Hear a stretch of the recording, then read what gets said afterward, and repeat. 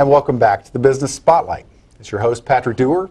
Today, my guest, Carl Kunhardt, CFP, and has several other letters that go along with that are all with as a wealth manager.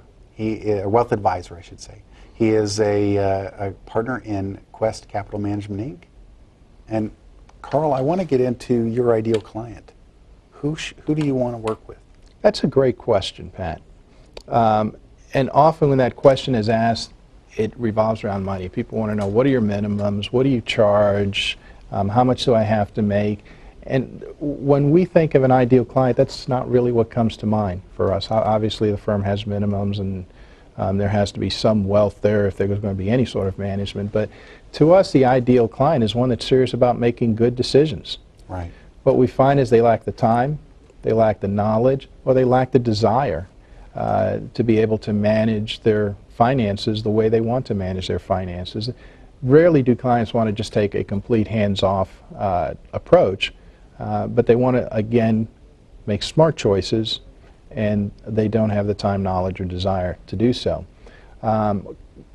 What's a typical client? A busy professional, doctor, dentist, that is simply very, very good at what he does, and he got that way by focusing almost exclusively on what he does. He may have a negative net worth. I think we recognize that a new doctor just finishing his residency probably owes more in cost for education than he probably owns.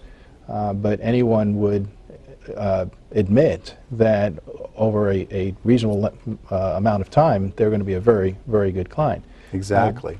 Busy professional. Those that are financially independent.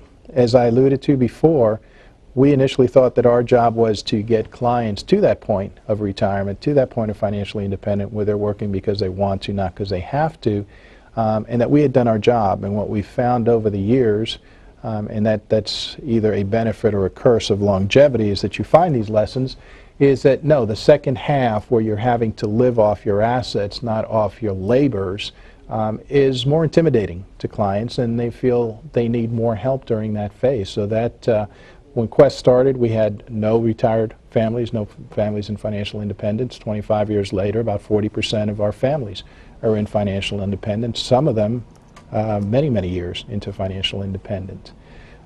Small business owners transitioning, as I mentioned before. Typically, a small business owner's business is their largest asset outside of their home. And their financial independence is often predicated on that monetization of the business, getting the value that they've built over all those years out of the business. So often we'll be brought in by either their CPA or their CFO to help them plan, and it may be something as simple as getting a realistic number of what they need for financial independence, because as you can imagine, if you go into the negotiations for a business knowing how much you need, then you have a leg up. You have some leverage there in negotiations for the sale of your business. It could be a corporate executive.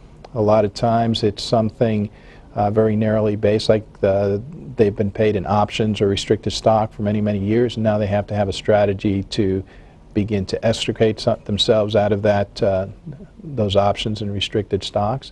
And other times it's just the same issue as with a busy professional, because that's what they are. And corporate environment, corporate America takes up so much time of these people's lives that they need the help to manage their affairs efficiently. Well, one of the things I keep hearing over and over again, Carl, is transition.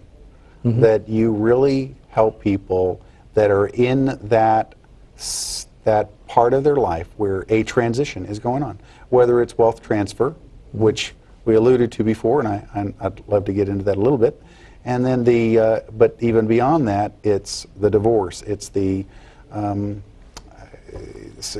change of some sort. Would you agree with that? Exactly right. I mean, when you think about it, anytime you're in transition, that is a part of life where there are the most questions, right. Where there's the most uncertainty, whether it's change of careers, whether it's a divorce or the death of a loved one, whether it's the sale of a business. There is uncertainty about how do I get through this, what comes next. And that's what planning helps you do. I mean, oftentimes you'll see People think the CPAs and CFPs are one and the same, where they do the same thing. No, they're both complementary, because one will focus on the numbers and how to maximize those numbers, while the other one is focusing on the journey. How do we position these things so that we can meet those goals and objectives, assuming you know the goals and objectives, which quite often that's the problem. You have never recited, you have never documented, you have never painted that picture of what it is you're trying to achieve. So yes, very much so. Another segment that we work a lot with is we call them suddenly single ladies. Right.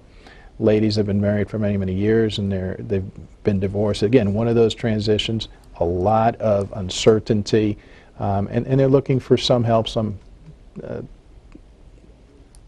benchmark as to, what should I be expecting? How can I best manage this process? Awesome. Well, one last thing I wanted to ask you as we're about to go to the next break is CFP, what are the other ones? Certified Investment Management Analyst, CIMA, right, and accredited estate planner. So more than a little help there. This is a Business Spotlight. I'm Pat Dewar. Carl Kunhardt with me. We'll be right back.